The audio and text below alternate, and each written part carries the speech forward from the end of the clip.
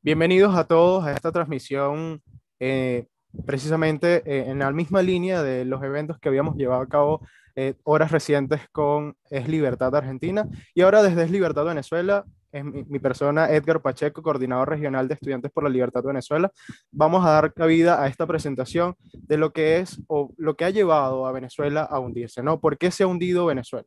Ese, digamos que es la premisa de esta transmisión, de lo que va a ser esta conversación entre dos personas que personalmente admiro mucho, que son Neomar Hernández y Osvaldo Silva, pero primero me voy a tomar el atrevimiento y voy a aprovechar la ocasión para darle todo mi apoyo a las personas en la región que han venido, digamos, enfrentando cualquier propensión totalitaria por parte de los regímenes. Tanto los activistas estudiantes en Formosa como los en Chile, en Nicaragua, en Cuba, el movimiento San Isidro, sin duda son un fiel ejemplo de que debemos abogar por la libertad en cada uno de los países de la región y efectivamente, bueno, felicitar también a las personas que lo han venido haciendo en otros países y sobre todo en el caso de Venezuela, recientemente con los acontecimientos de Apure eh, y bueno, lo que estamos atravesando en varias regiones del país. En este mismo sentido, bueno, aprovecho para presentar a estas dos personas, a Neomar Hernández, quien es periodista, además de, tiene una maestría en ciencias políticas y tiene varios, digamos que participa como locutor en un programa de radio en Radio Caracas Radio y a su vez tiene programas en YouTube con unas personas también, digamos que del entorno del análisis político que contribuye mucho a discutir sobre este tema de lo que es el caso venezolano y lo que son, cómo influyen otros elementos o otros acontecimientos en la región precisamente para el caso venezolano. Y por otra parte contamos con Osvaldo Silva, quien es internacionalista y aparte es staff de Estudiantes por la Libertad y a su vez es coautor del libro que recientemente hemos publicado desde Estudiantes por la Libertad y con la colaboración de la Atlas Network, Después del Socialismo, Libertad. Bienvenidos, muchachos. Gracias, gracias Edgar. Bueno, es un gusto estar acá, como le decía a Edgar. Saludos también a Osvaldo, saludos a toda la gente de Atlas, a la gente de Estudiantes por la Libertad. Para mí siempre es bienvenido justamente el hecho de poder conversar con la gente que siento además cercana a mi generación. Soy un poquito quizás más viejo que ustedes, pero el tema de hablar y de conversar con la gente que más o menos es contemporánea conmigo sobre el tema que diría yo que tiene 10 años apasionándome cuando comencé a más o menos interesarme realmente por la política o a comprenderla, porque interesado tengo por lo menos unos 15, que es el tema de la libertad, para mí es clave. Entonces yo realmente les agradezco la oportunidad y espero que las poquitas cosas que tenga que decirles el día de hoy sean de interés, sean de provecho y que por supuesto incentiven un debate, que es lo que a mí siempre me interesa, sobre el tema que nos trae hoy acá, que entiendo es el por qué Venezuela está como está y por qué llegamos a lo que llegamos, que puede parecer un lugar común, pero que no lo es, tiene unos rastros, unos indicios bien interesantes que, bueno, ya los compartiré en lo adelante con ustedes. Saludos.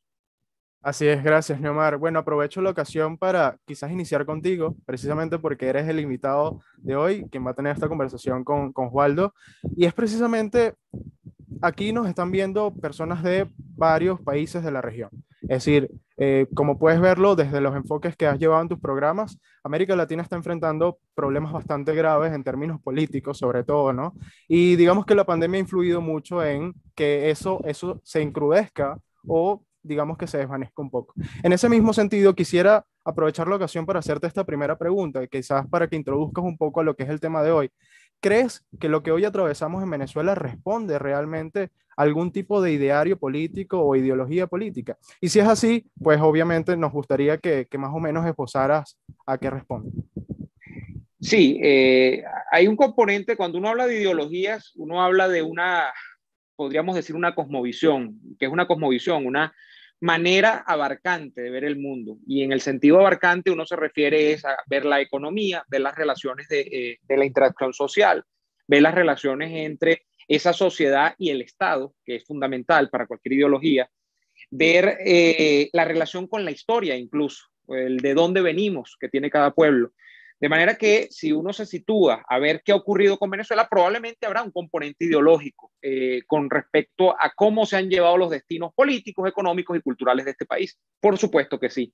Hay otras cosas ya en tiempo reciente con el tema de la descomposición ya a punto de putrefacción que ha experimentado el chavismo en manos de Maduro, que no es menos malo que el que tenía Hugo Chávez cuando regentaba el proceso por sí mismo, que lo llevan a uno, y la pregunta sé que es maliciosa, Edgar, a pensar en que ya esto no es ni siquiera un tema ideológico, que esto tiene que ver con mera praxis, o sea, que aquí ya lo que estamos es frente a un asunto de mera conservación del poder por el poder. Y sí, también, ya creo que en la fase, digamos, revolucionaria, por ponerle un nombre y un apellido a lo que vivimos nosotros en Venezuela, sí hay mucho de pragmatismo y hay mucho de esto de que conservamos el poder porque salir del poder representa unos costos enormemente más altos que preservarlos, ¿no? Entonces, quedarse en el poder. Y esos costos más altos tienen que ver con el ir a parar una cárcel para los monarcas del régimen o ir incluso a perder la vida porque ya esto está en una lógica extrapolítica donde están involucrados no grupos que tengan que ver con sindicatos, con partidos políticos, ni mucho menos, sino que estamos hablando de organizaciones del narcotráfico, del terrorismo internacional, del fundamentalismo, incluso de algunas religiones e ideologías a nivel mundial, y que, como diríamos acá en Venezuela también, entonces habría que pensar en que el chavismo no se manda así solo, y de manera que si eso es así, al no mandarse así solo, no podría decidir ni siquiera si se queda o se va. Tiene que quedarse porque está obligado a quedarse. Entonces, yo diría, Edgar, que hay una, y amigos que nos ven, yo diría que hay una combinación. En la primera fase podríamos hablar de un chavismo más ideológico. Y por supuesto que la llegada al chavismo explica al país desde un punto de vista ideológico, que yo quisiera introducir más adelante también con ustedes algunas apreciaciones, pero ya estamos en una fase menos ideologizada, quizá, aunque veamos que ya incluso el tema chavista corresponde a los típicos patrones de una sociedad, una economía y una política ordenada bajo los regímenes del socialismo real, ¿no? O sea, que allí habría una carga ideológica. Pero hay mucho de conservar el poder por el poder, o sea, de que no es que yo me quedo porque yo creo realmente en la justicia social, me creo el cuento de que el Estado es la máxima expresión de la política, y de que el Estado es el símbolo a idolatrar, no, sino que es que no me voy del poder porque si me voy del poder me puede ir mucho peor. Entonces, ahí hay una mezcla ya en esta altura de pragmatismo versus ideología o compaginada, pragmatismo e ideología, ¿no? Muchísimas gracias, Neomar. Sí, efectivamente, yo concuerdo en gran medida con lo que estabas diciendo, sobre todo la pregunta, más que malintencionada, tenía que ver precisamente con lo que te introducía, ¿no? Que era el tema de varios países en la región están atravesando por temas de elecciones, por decisiones que tienen que tomar en términos políticos, y constantemente hemos escuchado, no solo desde fuera, sino aquí de Venezuela, cómo el caso de Venezuela no representa el socialismo real. Lo mismo que decían de Cuba, lo mismo que decían de otros países, ¿no? Y en ese mismo sentido era como tratar de darle sentido a qué era lo que estaba ocurriendo en Venezuela en términos ideológicos y a partir de allí quizás ha traducido esto, ¿no? Efectivamente concuerdo contigo, hoy en Venezuela digamos que es un tema más práctico, por eso vemos una supuesta privatización por parte del régimen de Nicolás Maduro de determinadas empresas o determinados negocios, cuando realmente no es así porque al mismo tiempo es cederle espacios a otras personas. Pero bueno, esto era también en medida porque para explicarte un poco lo que hacemos de Estudiantes por la Libertad y también para todo el que nos ve, nosotros nos encargamos de la difusión de las ideas de la libertad. Y es precisamente partiendo de nuestros tres principios fundamentales, ¿no? Los tres principios, digamos que liberal o todo cercano a las ideas de la libertad defiende, que es el tema de la libertad, la vida y la propiedad, ¿no? Y en este mismo sentido, abarcamos distintos matices, desde los libertarios hasta los liberales clásicos, que digamos que recientemente vi que en una presentación con nuestros compañeros de Se dice Libertad hacías alusión a que eras más cercano a estas ideas, pero es precisamente cómo abarcar todo este componente teórico para tratar de dar una identidad ideológica a lo que está aconteciendo hoy en Venezuela y cómo otros países son cercanos precisamente a esto. En este mismo sentido, Osvaldo, aprovecho la ocasión quizás para que ya te presentes ante el público y darte esta pregunta que tiene que ver un poco con lo que decía Neomar, o sea, ¿hasta qué punto estás de acuerdo con lo que él establecía, ¿no? Y en ese mismo sentido, ¿qué concepto o qué es lo que propinó que ustedes reflexionaran en torno a esto en el libro Después del Socialismo Libertad? ¿Qué hay detrás de todo ello? Vale, muchas gracias Edgar, muchas gracias Nomar por compartir este espacio con nosotros. Y bueno, sí estoy de acuerdo con lo que comenta Neomar, ya que es muy deshonesto académicamente tratar de encasillar lo que hemos vivido en Venezuela en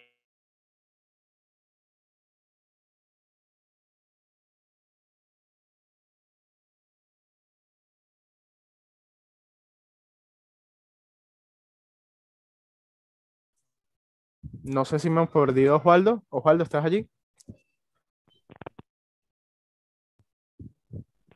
Bueno, vamos a con... Osvaldo, ¿estás allí? sí, bueno, esto forma parte de lo que padecemos los venezolanos desde el punto de vista de la estructura, las telecomunicaciones, etcétera. ¿Escuchan bien ahí? Sí, te escuchamos bien. Perfecto. No, te comentaba que sí estoy de acuerdo con lo que comenta Neomar, ya que sería deshonesto académicamente encasillar todo lo que hemos vivido en Venezuela a una sola, digamos, a una sola teoría o incluso enmarcarlo dentro de el seguimiento del socialismo de la A a la Z, pero obviamente creo que sí hay un fundamento en cuanto a estas ideas de hacer del Estado el eje central de la vida de los ciudadanos, tanto en lo público como en lo privado. De hecho, bueno, hacías mención que hemos desarrollado un libro en Estudiantes por la Libertad con el apoyo de Atlas Network, después del socialismo y libertad, y nosotros nos atrevemos a nombrar este sistema como socialismo tomando en cuenta esa noción, una noción incluso que le exponía Mises, y es cómo quienes detentan el poder utilizan el Estado para sus fines y buscan colectivizar los derechos de las personas, pero también todos los procesos políticos, económicos y sociales. En ese sentido, yo pudiese decir que al socialismo se llega por dos vías, o por la ignorancia o por la maldad. La ignorancia en el sentido de, bueno, las personas que de verdad creen que a través del socialismo van a poder ver, satisfacer las necesidades que tienen, pero no llegan a entender que en realidad están cediendo la oportunidad que tienen de valer por sí mismos y están ofreciendo a un grupo pequeño, digamos, toda la potestad de hacer con su vida lo que ellos quieran. Y desde el punto de vista de la maldad, y esto lo caso con el comentario de Neomar, y es que quienes están hoy en día en el poder en Venezuela y también han formado una red internacional en toda América Latina, incluso en otros continentes, no es que sean, digamos, unos socialistas comeflores, como se dice por ahí, o que de verdad tengan esas aficiones de reivindicar ciertos claves sociales, etcétera, sino que ellos entienden que a través de estas prácticas de hacerse del poder, de concentrar y centralizar el poder, de hacer que el Estado sea el ente dinamizador de toda la vida pública y privada, ellos van a poder, digamos, enriquecerse y van a poder controlar la vida de los demás. En ese sentido, sí se puede decir que Venezuela sufre o padece de un sistema socialista y es prácticamente un sistema de dominación social, lo que vivimos hoy en día. Entonces,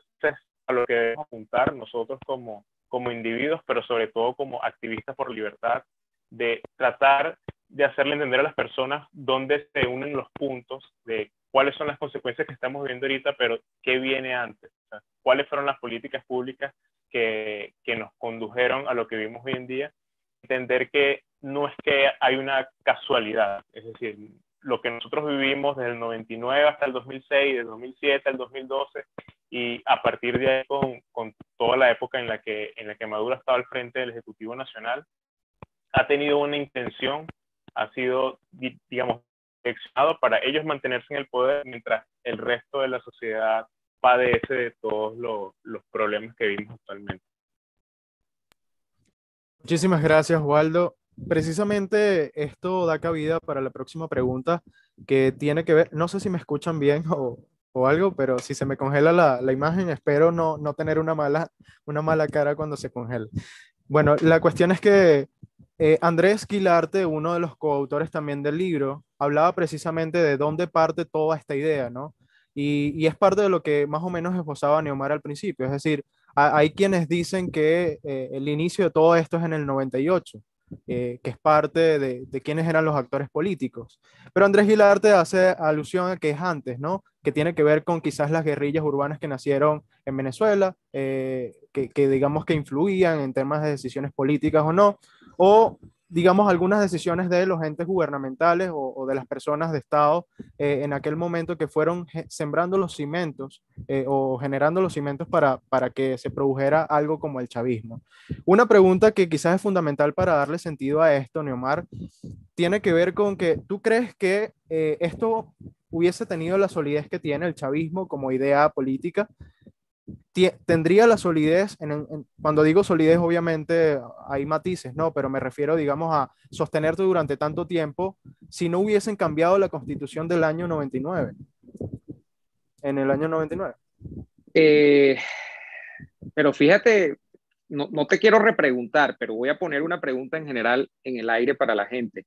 ¿Hubo oposición de la sociedad, de las élites, incluso de las que en teoría eran la oposición en aquel momento políticamente a Chávez? Estoy hablando de los partidos, digamos, que venían del establishment anterior y bueno, o del partido que en aquel momento, o el movimiento que lanzó a Salas Romer contra Chávez en el año 98. Hubo oposición abierta, franca y tenaz contra la Constitución del año 99. La sociedad claudicó en su conjunto. Sociedad civil, partidos políticos, gremios, los medios. O sea, realmente yo recuerdo la discusión de aquel año. Yo tenía unos 13 años de edad, 12 años de edad. Y yo recuerdo, por lo que veía en mi familia y en vecinos, amistades, el país prácticamente cuando Chávez llegó al poder dijo, no, bueno, vamos a darle luz verde, ya llegó, ¿qué vamos a hacer? O sea, la sociedad claudicó frente a Chávez, comenzó claudicando, nunca hubo en ese momento resistencia. Luego comenzamos a ver resistencia, más adelante, hacia el 2001, quizás, y arranca todo aquel megaciclo de marchas, ¿no? Y de fuerte oposición de la sociedad civil, principalmente por el tema educacional, el tema de la educación privada, ¿no? En las escuelas básicas.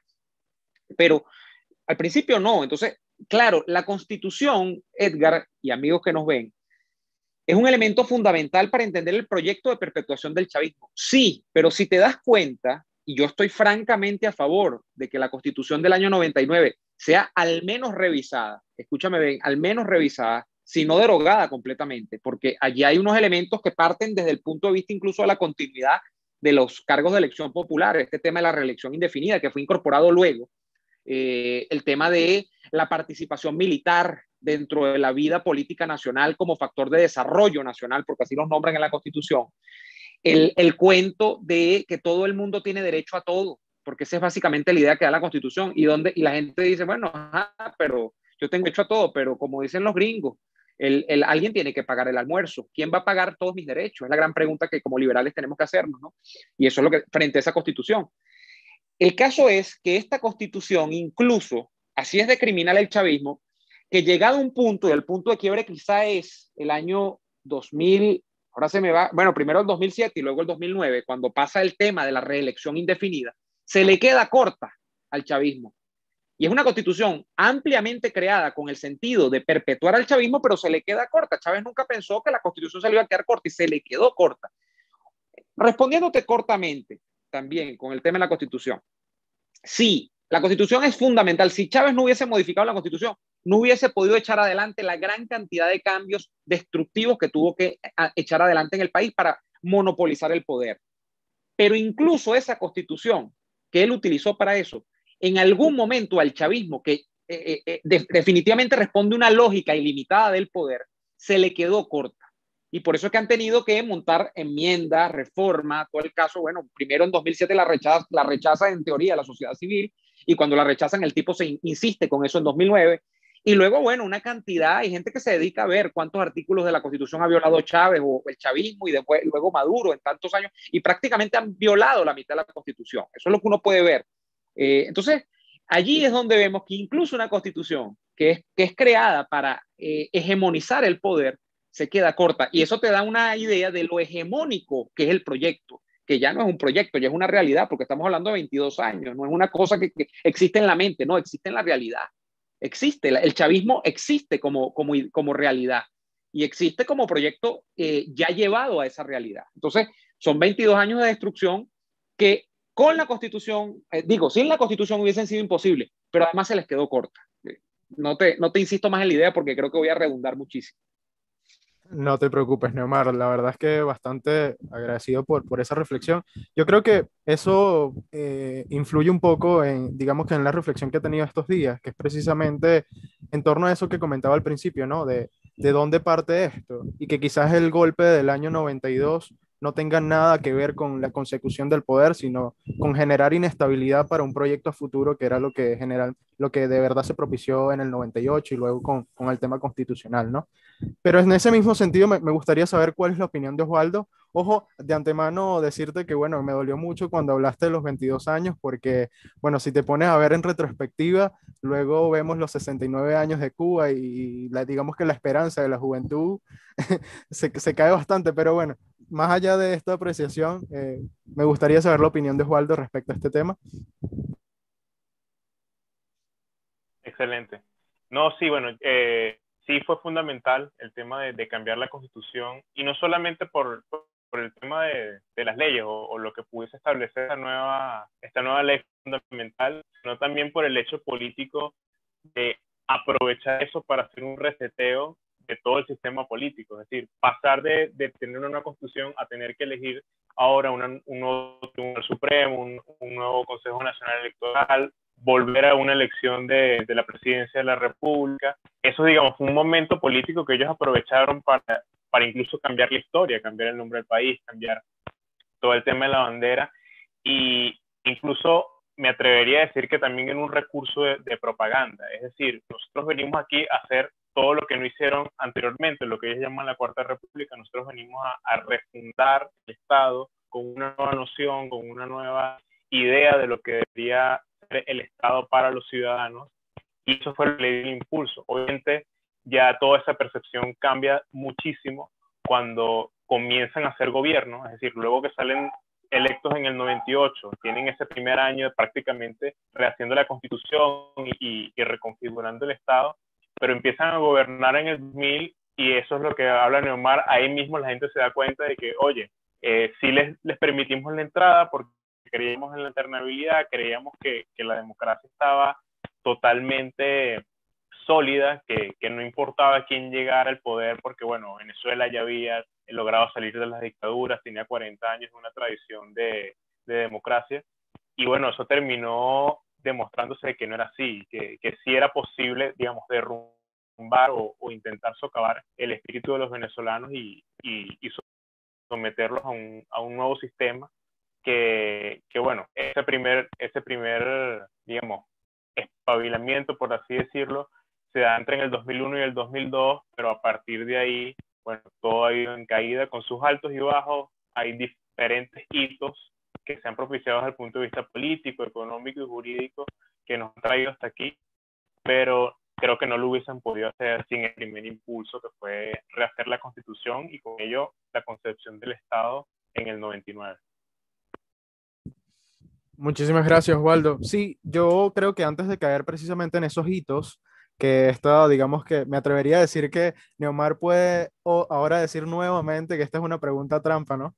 Pero antes de caer en esta pregunta, yo creo que precisamente contribuyendo a este tema de lo constitucional es que alguien que se haya identificado con el socialismo desde su activismo político y cuando fue a Cuba y todo esto, ya de antemano le daba indicios a la sociedad venezolana de qué es lo que se venía, ¿no? Y yo digo que quizás peco porque yo soy una persona que critica constantemente cuando se usan citas para respaldar lo que decimos, pero von Mises lo decía, ¿no? El corolario político del socialismo es precisamente la tiranía. Y a partir de allí hemos visto cómo en el transcurso de estos años eso se ha consolidado, ese proyecto político. Pero ahora para partir a la pregunta que Neomar quizás diga que hay también mucho que abarcar precisamente, y es precisamente por estos hitos que comentaba Osvaldo. En el año 2007 tuvimos, digamos que un hito importante de la oposición venezolana, sobre todo en el caso del el sector estudiantil. Luego en el año 2015 hubo algo de eso, en el año 2017 dimos golpes y le mostramos al mundo lo que era esto, pero vamos a caer en lo realmente, en lo que nos puedes hacer reflexionar. ¿Y cuáles han sido, o Neomar, cuáles consideras tú que han sido y son los errores que ha cometido la oposición al régimen hoy, o bueno, durante este tiempo?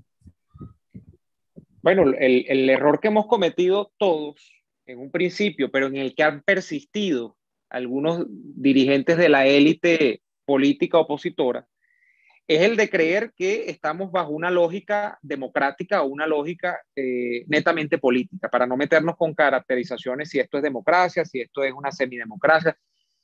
Esas caracterizaciones apelan a una lógica eminentemente política, donde el conflicto básicamente en esas sociedades se dirime en elecciones, si estamos hablando de una democracia. Y en eso estuvimos nosotros hasta el año, eso fue hasta ayer, eso fue hasta el año 2015, la mayoría de este país y el 100% de los partidos de oposición, digamos, al chavismo. ¿Y cómo yo expreso eso? Bueno, con el tema de la participación en la asamblea, en la elección de la Asamblea Nacional. Y allí estuvimos todos, seguramente. No sé si alguien ya para ese momento decía, mira, esto no va por acá y esto no tiene resolución desde el punto de vista democrático. Eso lo hemos hecho todos los venezolanos. Ya luego, como ya la cosa es más que evidente, que ni siquiera ganando una elección tú puedes de alguna manera generar un cambio dentro del sistema político, si es que existe sistema político y no estamos frente a un sistema netamente criminal, yo creo que hay una mixtura de las dos cosas. Tú vas a tener a un sector de esa oposición que va a persistir en la idea, y de hecho, si te metes ahorita en la patilla o te metes en el noticiero digital, van a persistir en esa idea hasta ahorita, hasta esta mañana, cuando estaban haciendo los titulares de prensa. Todavía hay gente hablando de eso. O sea, que yo no sé realmente en qué país vive esa gente. Y yo entiendo el razonamiento que hay detrás de todo esto. Bueno, que no tenemos más armas, no tenemos una guerrilla aquí organizada, que no queremos más muerte, no queremos muerte. Efectivamente, nadie quiere muerte acá en este país. Pero hablar de eso es hablar de un país que no existe. Eso no es comprender al chavismo. Entonces el mayor error, volviendo al inicio, Edgar, es no haber comprendido al chavismo. O quizá que el chavismo no se dio a comprender completamente sino hasta 2015 o hasta 2016, porque en 2016 se instala la nueva asamblea, todo el episodio Ramos Alup, la bella escenografía y todo lo demás, pero bueno, hasta ahí quedó una escenografía, una puesta en escena. En ese sentido, el problema es no comprender lo que tú tienes enfrente. Y a veces el peor error sería más bien comprender y seguir actuando de la misma manera. Claro, esto tiene sus bemoles. Lo otro es, bueno, ¿y cómo actúas? Si tú no tienes armas, si tú no tienes...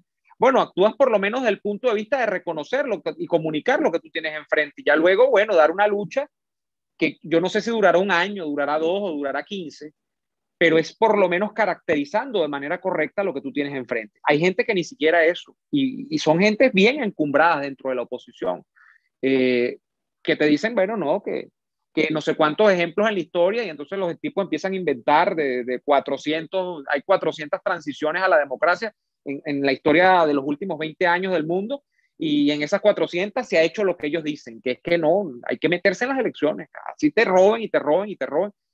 Bueno, cada quien con su cada cual, ¿no? Pero yo creo que ese ha sido nuestro mayor error. Y me meto porque yo creí también. Yo hice un operativo el año 2015 para la emisora en la que tú dices, en la que yo trabajo, Radio Caracas Radio, donde hablé 10 o 12 horas seguidas con Daniel Lara, que es mi compañero en la radio, para reportar hasta las 4 de la mañana la ocurrencia de esa cosa insólita que fue que la oposición ganó las elecciones de la Asamblea Nacional. Y yo me creí el cuento de que eso iba a ser el detonante para que el chavismo pusiera los pies en polvorosa, y es mentira, aquí estamos todavía. Entonces, bueno, es un error que hemos cometido. Concuerdo contigo, Neomar.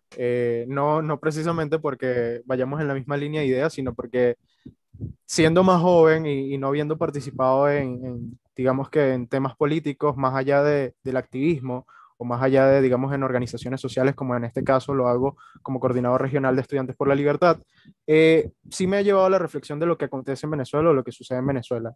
Y digamos que uno de estos elementos que tú tocabas es fundamental. Creo que es más indignante para mí no el hecho de ver cómo actores políticos en Venezuela aún defienden esas vías y señalan ejemplos, sino es más indignante para mí ver académicos todavía respaldar ese tipo de cosas. Lo veíamos recientemente en Twitter, digámoslo, para el resto de la América Latina que nos ve, Twitter para los venezolanos o para los que les gusta la política en Venezuela es muy importante, a pesar de que es tóxico, pero es muy importante porque uno se da cuenta de las posiciones de la gente, ¿no? Y uno de estos académicos hacía referencia precisamente al ejemplo más reciente del caso de Guillermo Lasso en Ecuador, ponía de ejemplo eso y lo extrapolaba a Venezuela y decía que esa era la vía, cuando obviamente estamos atravesando contextos totalmente distintos, elementos culturales totalmente distintos y aparte, en Ecuador no han atravesado estos 22 años que tenemos hoy en Venezuela y que además se fundamentan en otro tipo de elementos que tocabas al principio, ¿no? Que tienen que ver con la caracterización criminal de este régimen. En este mismo sentido, bueno, te doy paso, Osvaldo, precisamente para que respondas a eso. ¿Cuáles crees tú, además de esto que comenta Neomar, que han sido los principales errores que ha cometido la oposición, obviamente incluyéndonos porque somos oposición a esto, pero cuáles son los principales errores que consideras que han, no solo los actores de oposición, sino la oposición en gran medida? Yo estoy de acuerdo con Neomar en el sentido de que, digamos, un error paraguas ante esta situación es el tema de la no comprensión.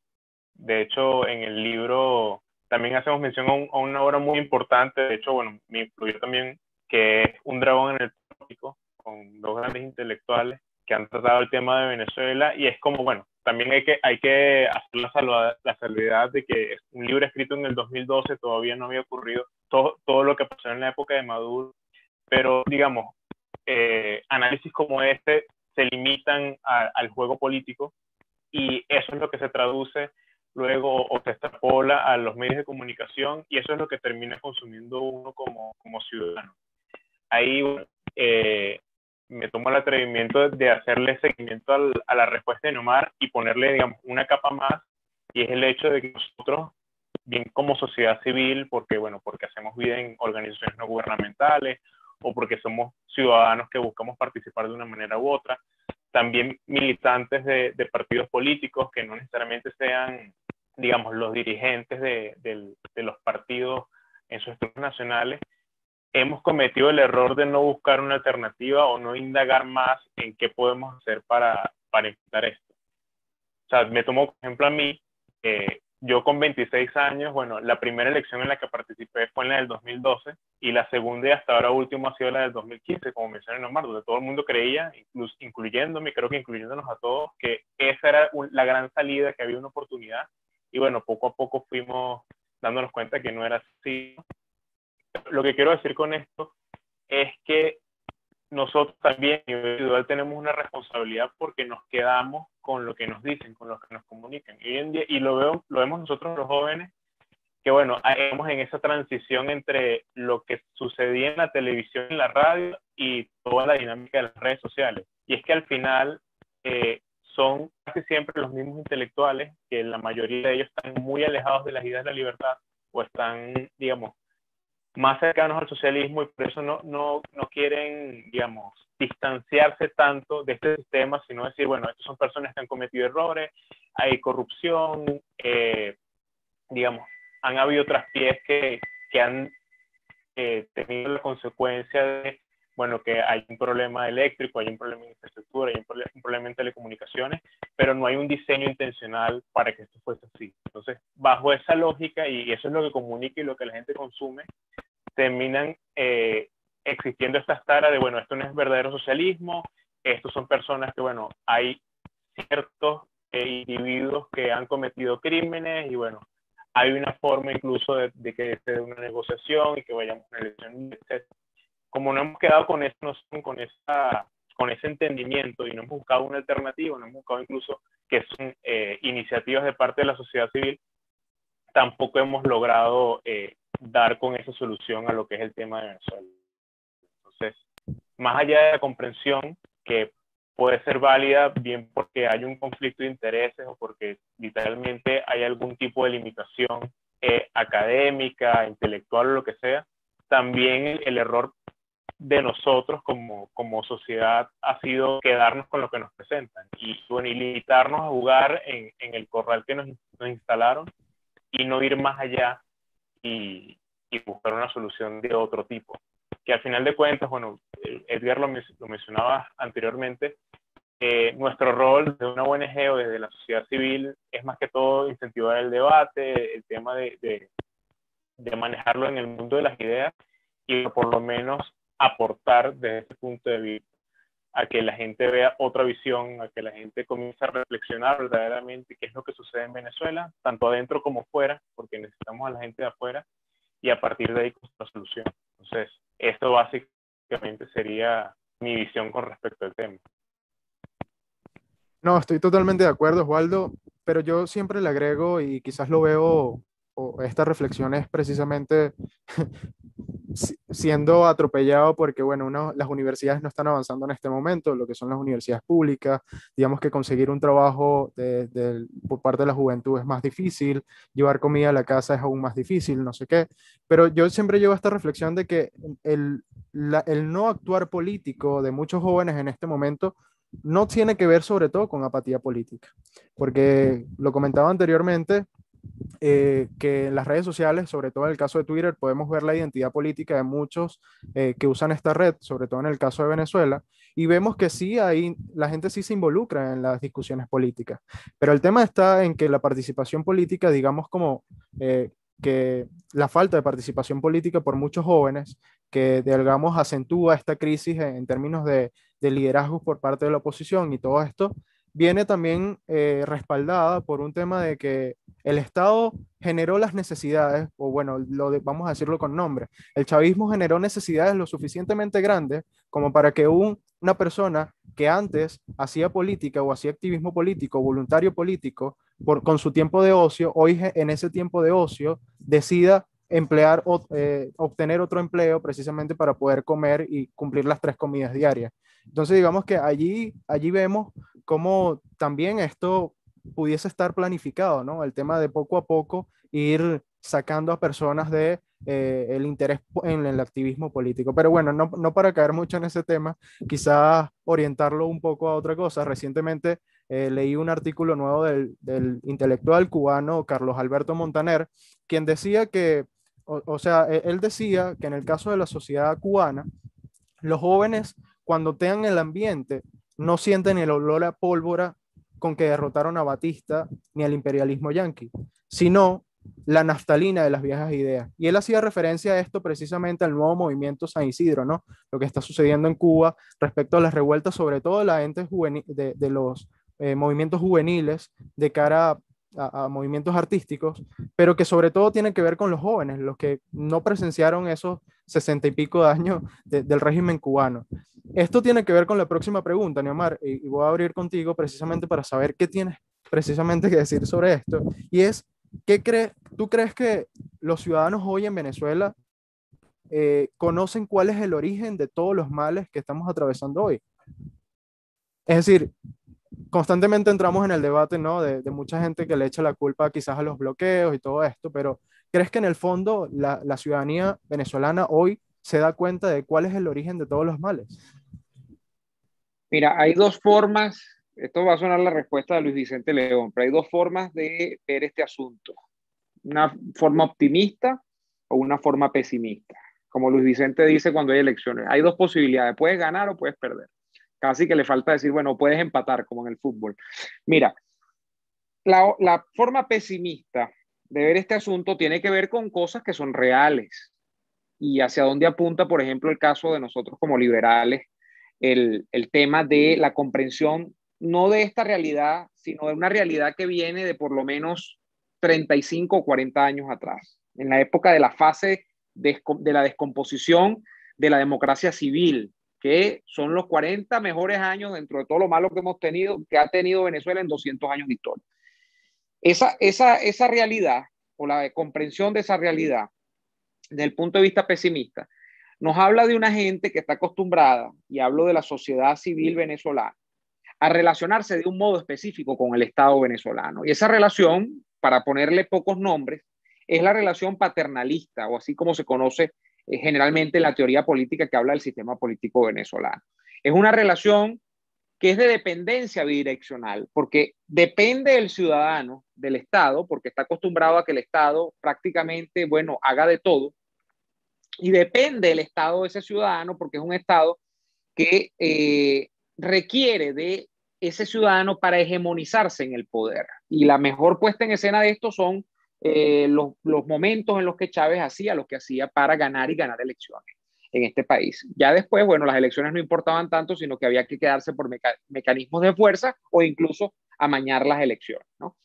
Entonces, esa herencia, esa carga cultural, porque eso efectivamente, eso no es una cosa que comenzó ayer, eso es una carga cultural y los procesos culturales son los más difíciles de disolver o de cambiar dentro de una sociedad. La economía tú la cambias con una decisión de un tren ejecutivo. Un domingo se sienta el gabinete con el presidente y dicen, vamos a bajar las tasas de interés de los bancos, vamos a poner una política de eliminación de aranceles a las importaciones, vamos o vamos a incentivar tal aspecto de la economía, vamos a privatizar la industria petrolera. Eso se toma como una decisión que, claro, tiene consecuencias, pero eso se toma. Los procesos culturales no. Los procesos culturales son unos procesos muy largos en el tiempo, por eso se habla de las generaciones dentro de la cultura, 15, 20 años para que tú veas un cambio efectivamente en el conjunto de la sociedad. Entonces tienes un plomo en el ala, que es esta sociedad acostumbrada a relacionarse de ese modo con el Estado venezolano, que no es un Estado cualquiera, es un petroestado. Y ese petroestado tiene unos componentes de dominación sobre esa sociedad que básicamente son los que te acabo de decir, la dependencia de esa sociedad en dos sentidos. Él depende de la sociedad y la sociedad de él. Eso es complicado y eso sería pesimista. Si tú lo ves así, tú dices, no hay posibilidad de cambio, porque culturalmente estamos condicionados a ser así por los siglos de los siglos. Desde el punto de vista optimista, para no alargar mucho la respuesta, el fracaso que ha representado el socialismo real, otra vez, porque esto no es nuevo, o sea, el socialismo real en 200 años de praxis, digamos, en la vertiente marxista o en las vertientes, bueno, las moderadas se encubren un poco, las vertientes socialdemócratas, se logran encubrir porque se mimetizan, pero las vertientes del socialismo real, que es el socialismo marxista, no han conseguido el éxito en ninguna parte del mundo en 200 años. Entonces, el fracaso otra vez en Venezuela, si lo vemos desde el punto de vista optimista, es tan manifiesto, es tan grande, que la generación que digamos, está presente con ustedes y un poco la mía, que es quizá unos 5, 10 años mayor que la de ustedes, está tan obstinada de esta estatocracia, está tan obstinada de esta intervención dentro de la vida de los asuntos privados de los ciudadanos, está tan obstinada de que le cuarten las ilusiones a la gente de que puede ser mejor cada día a través de su esfuerzo propio, individual y de su trabajo, que allí se abre para mí, en mi modesta visión, una ventana de oportunidad enorme para las ideas de la libertad. Yo creo que allí hay un campo de oportunidad enorme y eso es lo que explica que con un éxito que todavía no se ve en encuestas o que todavía no se ve en elecciones, porque no estamos en un ambiente electoral, no estamos en una democracia, haya tantos movimientos interesados por hablar de la libertad ahora y hablar de las ideas liberales. Y eso es lo que explica que haya tanta, digamos, a mí no me gusta el término, haya tanta derecha insurgente en Venezuela, porque la gente dice, oye, yo estoy obstinado de aquello, yo quiero algo completamente opuesto. Y allí es donde yo creo que completamente opuesto debe ser el cambio. No el cambio ese moderado que proponen algunos que dicen, no, bueno, vamos a rescatar lo mejor del chavismo. Como cuando Capriles decía, no, vamos a preservar las misiones y la vamos a hacer más eficiente. Una cosa loca, ¿no? Pero eso es para mí, Edgar y amigos, una ventana de oportunidad extraordinaria. O sea, porque el cambio pendular está allí. La gente dice, mira, yo quiero todo lo opuesto, yo quiero que me hablen de libertad, yo quiero que me hablen de propiedad privada, yo quiero que me hablen de mercados, yo quiero que me hablen de que el Estado no me va a estar condicionando todo mi abanico de preferencias diarias de lo que yo tengo que comer, lo que tengo que vestir, el papel que tengo que utilizar al ir al baño, me perdonan la escatología. O sea, eso es lo que yo creo que se puede abordar en una visión optimista, ¿no?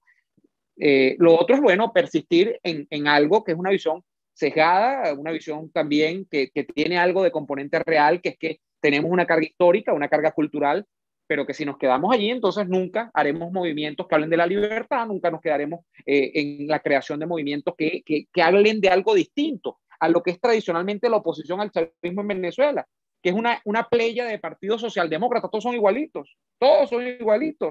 Todos te hablan de que no, tú tienes derecho y derecho y derecho. No, háblame del derecho que tengo, pero por mi esfuerzo individual. No porque yo vivo en Venezuela y Venezuela es un petroestado, el Estado me tiene que dar. Entonces, yo creo que sí hay una manera optimista de ver este asunto, más allá de la carga cultural e histórica, ¿no? Sin duda, Neomar, evidentemente es una oportunidad, en este caso, lo que tú señalas, pero yo desde el Estudiantes por la Libertad generalmente a los muchachos de Venezuela, a los chicos que hacen voluntariado, en el caso de Estudiantes por la Libertad Venezuela, trato siempre de hacerles énfasis en que hay que ver con ojo clínico esa oportunidad, porque esa oportunidad es la misma que lleva a que mucha gente diga, bueno, yo quiero todo lo contrario al socialismo, y necesariamente no adoptan ideas que abogan por la libertad, sino que terminan siendo autoritarias en sí mismas.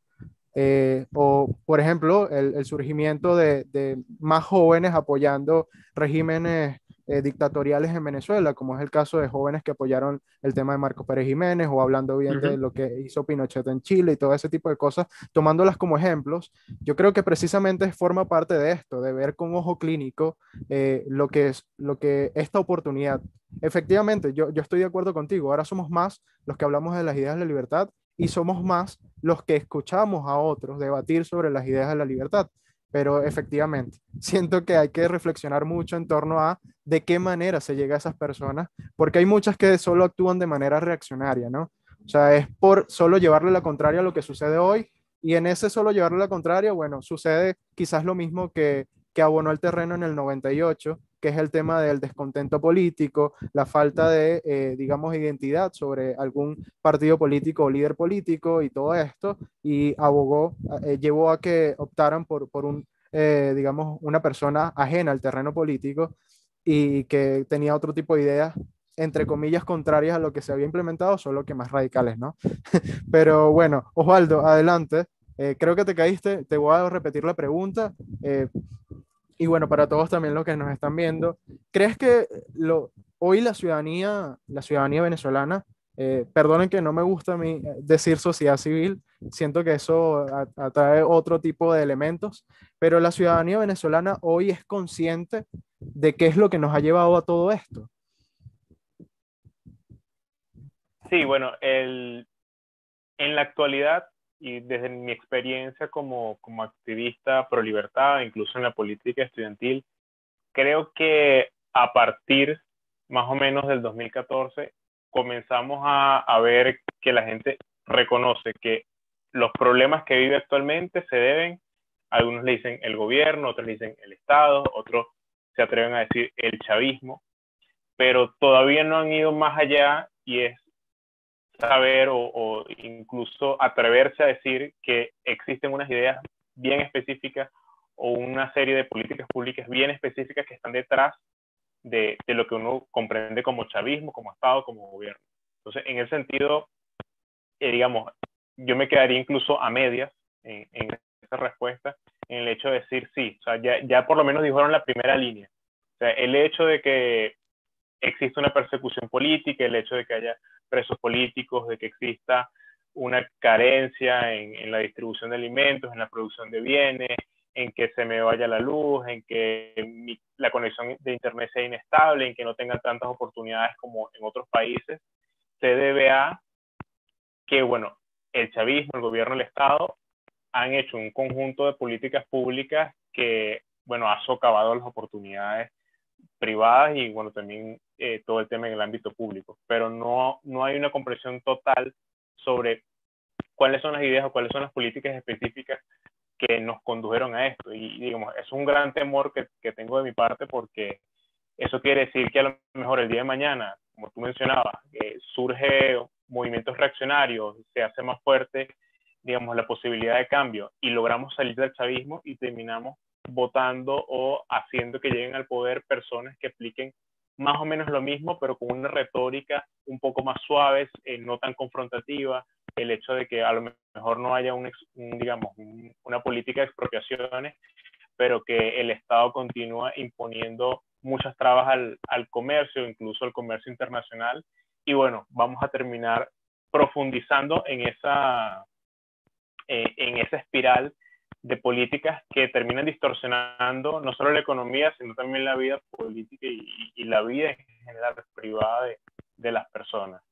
En ese caso, creo yo que todavía nos queda tarea por hacer, tener este tipo de discusiones, incentivar este tipo de debates, para que la gente de verdad se dé cuenta qué está detrás y, sobre todo, lo más importante es que existen alternativas y tomar como ejemplo a otras sociedades que han logrado superar situaciones similares a las nuestras, no del todo iguales, o también que han logrado superar otro tipo de dificultades y en poco tiempo, digamos, poder florecer. Neomar lo mencionaba de que el tema económico pudiese resolverse así, con una decisión, con un decreto presidencial o con una ley, y rápidamente comenzar a cambiar las cosas, a ver cómo hay un crecimiento económico, pero para que exista un verdadero desarrollo, para que exista un verdadero cambio cultural, digamos, eso tiene que ocurrir desde abajo. O sea, hay algunos cambios que ocurren de arriba hacia abajo, que lo podemos tomar desde el punto de vista de las élites económicas o desde el punto de vista del gobierno, pero el cambio real para que Venezuela no repita esta experiencia viene de abajo hacia arriba, es decir, de la sociedad, de nosotros los individuos, dándonos cuenta de qué es lo que funciona, lo que históricamente ha funcionado en todo el mundo y qué es lo que no. Y básicamente esa es digamos, la apreciación con respecto a lo que mencionaba Edgar. Muchísimas gracias, Waldo. Yo parto de quizás un elemento importante para todos los jóvenes, ¿no? Y es el tema de entrar en esta discusión no solo desde estos espacios, no solo desde los canales de YouTube o el caso de los foros de las redes sociales, sino hacerlo también a través de cualquier experiencia personal. Quizás ahora no podemos salir tanto en Venezuela, no por un tema de gusto, ¿no? Sino también por un tema de coacción estatal, pero más allá de eso, es un tema de, por ejemplo, conversar con la gente que la situación del metro, en el caso del Caracas, por ejemplo, la situación del metro del Caracas corresponde a un tema estatal, que la situación del sistema eléctrico corresponde a esto. O sea, llevar a cabo discusiones que aterricen la conversación, es decir, llevarlo a lo que de verdad viven las personas. A veces no resulta esto de discutir el tema de las ideas de la libertad con todo el mundo. Digamos que no voy a subir a cualquier zona popular o barrio de Caracas a hablarle de lo que dijo Mises, pero sí puedo aterrizar las ideas y contrastarlas con lo que de verdad creemos que es el tema de la libertad y que, bueno, que todo el mundo pueda procurar su bienestar, ¿no? En este mismo sentido, bueno, aprovecho la ocasión, Osvaldo, para que cierres y finalmente darle la oportunidad a Neomar, aprovechar estos últimos minutos. ¿Cuál crees? Esto hazlo en manera de reflexión, en manera de mensaje o como tú prefieres, pero ¿cuáles crees que son los primeros pasos para la consecución de una sociedad libre en Venezuela? Bueno, adelante, Osvaldo.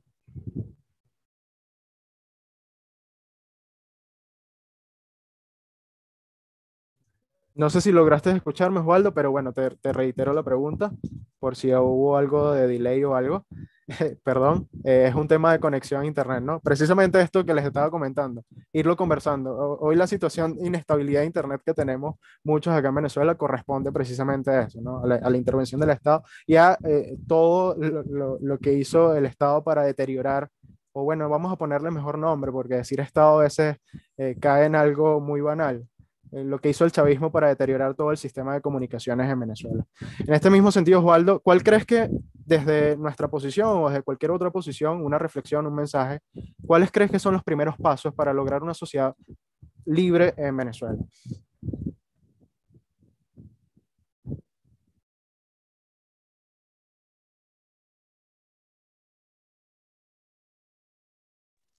Vale. Para construir una sociedad libre, primero hace falta conocer qué es una sociedad libre, ¿no? Y podrá sonar tedioso, pero digamos, desde nuestro punto de vista, las personas que hacen bien en la universidad o que hacen activismo de cierto modo académico, nos corresponde hacer lo que tú mencionabas, analizar otros casos, nos corresponde ver otras experiencias y potabilizar el mensaje de modo que eso pueda ser transmitido a toda la sociedad, que la gente lo comprenda, que lo sienta, que son temas que se relacionan con ellos y que es algo que puede ser aplicado en Venezuela. Muchas veces, y bueno, esto lo he escuchado mucho de amigos o de compañeros que hacen política partidista, que ven, bueno, en Venezuela no se pueden aplicar ciertas fórmulas porque la gente está acostumbrada a la participación del Estado, como mencionaba Neomar, hay un gen ahí del paternalismo estatal que no nos logramos sacar, y ahí entramos nosotros a decir, bueno, mira, si hay una alternativa y esta es la alternativa, esta es la forma de aplicarla, hay que, en primer lugar, darle en la posición que se merece el individuo. Todas las personas tienen la capacidad de lograr satisfacer sus necesidades y aspiraciones formándose, trabajando, generando riqueza, y que no está mal que la gente aspire el bienestar personal. que no está mal que la gente sea egoísta y que busque mejorar su situación, bien sea proveyendo un servicio o prestándole, digamos, su mano de obra a alguna empresa, etcétera, pero con la visión de que quiere mejorar su situación económica, la de su familia, y a partir de ahí lograr crecer como persona, ¿no? Esa es la primera parte o la primera tarea que debemos lograr acometer para poder llegar a un ideal de sociedad libre. Y lo segundo, creería yo que una vez que esté ese clima, que la gente vaya comprendiendo que sí existe una alternativa y que debemos lograrlo, permitiéndole al individuo crecer sin que tenga las trabas de terceras personas ni de autoridad alguna, es el hecho de ser siempre vigilantes, de aprender de esta experiencia para que no llegue otra ocasión en la que una persona, digamos, con características populistas, independientemente de la ideología que lo respalde o de las ideas en las que se base, y nos vuelva a secuestrar el sistema político y hacer con nosotros lo que quiera. Entonces, esto es una tarea del día a día. Digamos, las personas que estamos de este lado hablando de las ideas desde un punto de vista académico o compartiéndolo en ciertos foros de activismo estudiantil o juvenil, tenemos esa tarea. Y bueno, también desde el punto de vista individual, una persona común, por decirlo así, que no esté involucrada en ninguna organización o en ningún sentido, bueno, también darse cuenta de que es responsable de sí mismo y que es responsable de los suyos y que no puede esperar que todos se lo den, o no puede esperar depender de un plan estatal, un plan gubernamental para que le satisfaga las necesidades. Ese básicamente son esos primeros pasos, y creo que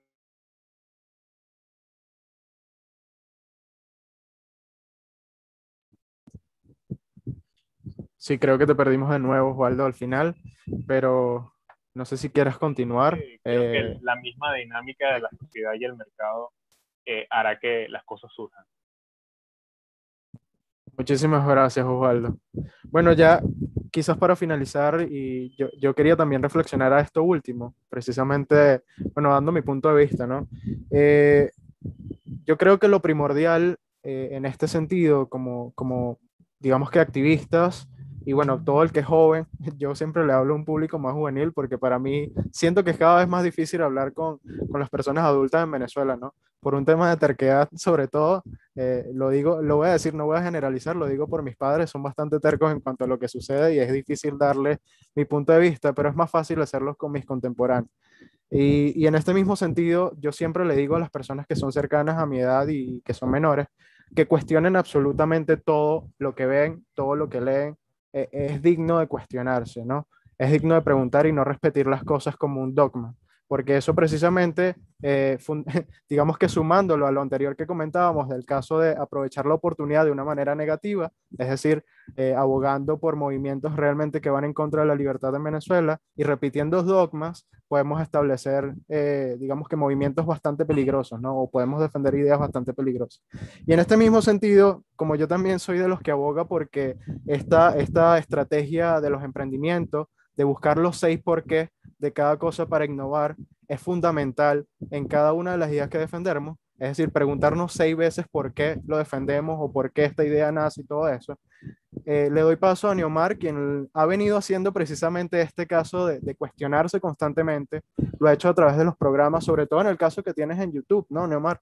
Que llevas con varios venezolanos en el extranjero y también, bueno, con el caso de otros extranjeros, como el caso de Jovel Álvarez en Costa Rica, si no me equivoco, que constantemente se cuestionan sobre lo que está aconteciendo en términos políticos y la influencia en Venezuela. Y eso es muy importante. Quizás Neomar no lo ve como muchos de nosotros no vemos cosas cuando estamos involucradas como protagonistas de ellas, pero créeme que de cara al público, ver una perspectiva distinta o ver el cuestionamiento de otros ayuda muchísimo a esclarecer un poco el panorama. Así que bueno, te doy paso para que finalicemos con tu reflexión y muchísimas gracias. Gracias, Edgar, de verdad es un gran halago para mí que, bueno, que haya gente de mi generación que también me vea, porque no es un secreto para nadie. Me ven muchas abuelitas, me ven muchas tías, muchas mamás, pero a veces, bueno, también creo, bueno, a veces no. La mayoría del tiempo lo que más me satisface es cuando veo que hay gente de mi edad, e incluso gente menor a mí, repito, yo no tengo un tema con la edad, pero creo que es importante el tema de las generaciones, porque dentro de una generación está la posibilidad de cambio, de esto que he hablado, de los cambios culturales, que me dice que se ha interesado en la política o que le gusta lo que yo hablo de política y les gusta como yo explico la política. Eso a mí me llena muchísimo. Entonces te agradezco de antemano. Mira, no quiero alargarme mucho porque ha sido Osvaldo muy, muy claro con el tema de qué hacer para una sociedad más libre en Venezuela. Una sociedad, no le pongamos adjetivos, una sociedad libre, no más libre. Y yo creo que hay cosas, unas cositas puntuales que hay que hacer, que obviamente no son tan fáciles de realizar en la práctica, porque si no, ya tendríamos la solución a la vuelta de la esquina y ya habríamos salido de este problema. Y en primer término, yo creo que el tema del liberalismo tiene que ser aterrizado en la vida diaria de cada una de las personas. Y aquí lo que nos toca a nosotros como conjunto es una labor pedagógica gigante de hacer ver a cada venezolano de cualquier estrato social en el que esté inserto, si es que cabe la terminología, no me gusta hablar de estratos sociales, pero bueno, de cualquier procedencia, de cualquier localidad, de cualquier estado del país, ¿por qué una sociedad libre es más beneficiosa para él que una sociedad colectivista, centralizada, en este caso como la venezolana, autoritaria, cuasi totalitaria? ¿Por qué la libertad y la democracia, por qué la economía libre es más beneficiosa que una economía cerrada? ¿Por qué en el día a día? Y yo creo que hay muchísimas maneras de aterrizar esa discusión, ponerme con cada sector de esta población que habría que llevar, digamos, la explicación a cada uno de esos sectores sería interminable, pero hay que lograr traducir el dogma en una praxis que la gente comprenda y que diga, oye, me hizo clic, por eso es que creo que esto es mejor. Eso es una labor titánica, lograr que la gente te comprenda y que la gente empatice contigo siendo esta ideología. Y les digo porque el tema de la ideología liberal o de las ideas de libertad, no hablemos de ideología, de las ideas de libertad, es algo tan nuevo en Venezuela que si ustedes se ponen a rastrear, si hemos tenido proponentes del liberalismo en Venezuela, bueno, los pueden contar con los dedos de las manos en 200 años. O sea, esto es nuevo, estamos arando en un campo que apenas acabamos de reconocer, que apenas estamos viendo. Entonces, es una labor titánica, pero además entonces tienes todo por hacer, tienes todo por hacer. Entonces hay que traducir eso. Número dos, creo que en esa traducción, y lo digo porque veo con mucha preocupación debates que son muy sanos, algunos de ellos, pero otros son francamente fútiles, son una cosa que no tiene sentido. El purismo liberal. O sea, hay gente que quiere ser más liberal que otra porque ha leído más a Rand que otra, porque ha leído a Mises más que otra, porque se sabe mejor los preceptos de Hayek que otra, y entonces no, que aquí no hay liberales. Y tú ves que el desgajo que hay entre organizaciones que promueven ideas de la libertad no es tanto porque haya distintos frentes para expresarse, sino que es porque unas se tienen pique con otras porque son más liberales que otras. Yo no veo cómo el purismo liberal puede crear un movimiento poderoso que es necesario en Venezuela de defensa de las ideas de la libertad cuando estamos disgregados de esa manera. Y lo digo a modo de autocrítica, que hay gente que vive pensando en que, por ejemplo, el referente de la gran política que hay, que más cercano hay sobre las ideas de la libertad, que es María Corina Machado, bueno, no, que esa es socialista, que esa es no sé qué, y empiezan con ese tema de que es colectivista, encubierta, encapillada, que si no sé quién, en el caso mío, porque yo pasé, eso no es un secreto para nadie, yo pasé por Acción Democrática, es el único partido realmente donde he militado, y pasé allí más de 5 años de mi vida como militante completo. Entonces, no, ¿qué va a hablar ese? Ese fue Adeco. Bueno, imagínate tú, si así nos ponemos, bueno, vemos que media Venezuela fue esto, fue lo otro. Porque como te digo, las ideas de libertad nunca se habían abordado con severidad, nunca se habían abordado con fruición en el tiempo que tiene Venezuela siendo república, salvo islas. Y podemos hablar allí de Carlos Rangel, podemos hablar allí de Pérez Dupuy, podemos hablar de exponentes que son islas en medio de 200 años de historia. Entonces, bueno, yo creo que eso no contribuye. Número 2. Y 3, y último, es fundamental para comenzar a, de alguna manera, asentar las ideas de libertad en Venezuela, definir como punto prioritario la relación de los ciudadanos con el Estado. Y eso tiene que estar redefinido por el papel del petróleo en Venezuela. Esa es la primera idea. ¿Qué vamos a hacer? No solamente con PDVSA, sino con el petróleo como materia que produce ideas en la gente, porque el petróleo no es solamente una cosa que se saca de la tierra y que se vende en los mercados internacionales. No, el petróleo genera efectos psicológicos en la gente. Por algo existen los petroestados y por algo existen las enfermedades como la enfermedad holandesa asociadas colectivamente a la posesión de riqueza súbita como se produce generalmente en las sociedades que son petroestados. Entonces, el tema del petróleo y el tema de reconfigurar la relación Estado-ciudadanos es prioritario acá. Ese es un planteamiento que hay que poner a definirse ya. Yo creo que tiene buen avance dentro de la mayoría de los movimientos que defienden la idea de la libertad en Venezuela, pero creo que esos son, en resumen, 3 asuntos prioritarios que hay que defender o que hay que abordar acá para que tengamos una sociedad libre realmente y comencemos a construir una sociedad libre realmente en Venezuela. Gracias, Edgar, gracias, Osvaldo, y gracias a todos los amigos que han estado hoy en este evento con nosotros.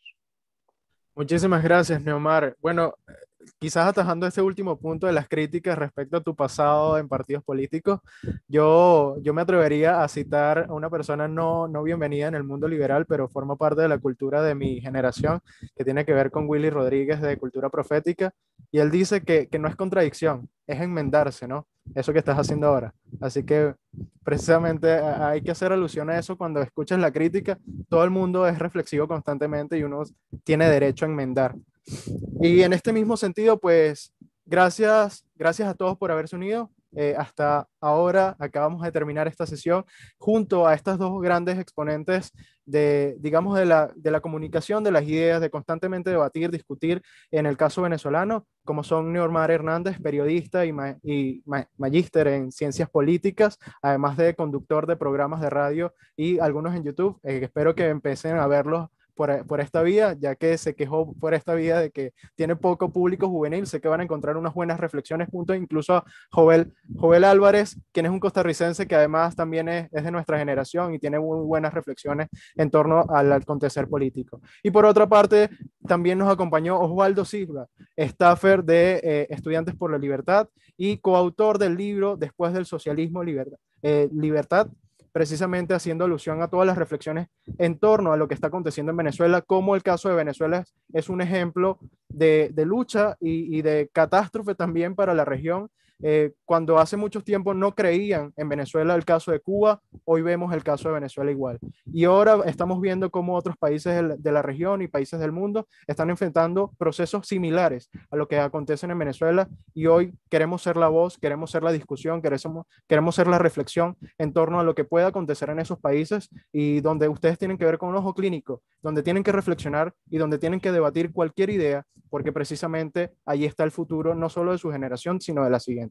Así que muchísimas gracias a todos por estar aquí hoy. Gracias, Neomar, nuevamente. Gracias, Osvaldo. Y bueno, nos veremos pronto en nuevas reflexiones sobre este libro y reflexiones libres en torno a todo este acontecer. Muchísimas gracias. Hasta luego.